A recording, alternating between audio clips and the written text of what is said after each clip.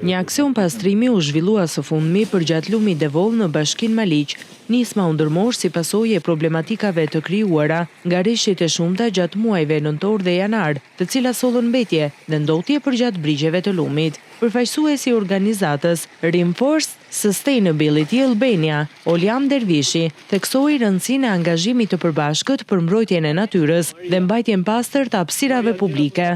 Është ekzistencë në secilin lum, edhe siç thash ndonjëherë është aspekt ndërgjegje.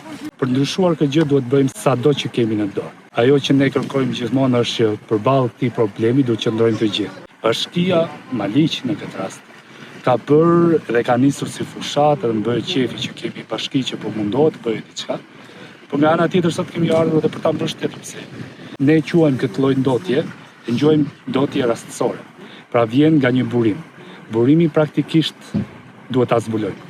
Nëse kemi mbetje që janë të varura në përpemë siç është aktualisht, i bie që një vend depozitim është diku apo një fshat që po e përdor lumin për vend depozitim. Dhe për ta shmangur këtë gjë duhet shkojmë tek burimi. Dhe gjithë metodologjia është që të shkojmë tek burimi. Aksioni u realizua në bashkëpunim me organizatat Qendra Norma, Reinforced Sustainability Albania, Rjedha dhe Alb Natyra Youth, si dhe me të rinj dhe banor të komunitetit, që u bashkuan kësaj nisme për të kontribuar në përmirësimin e mjedisit.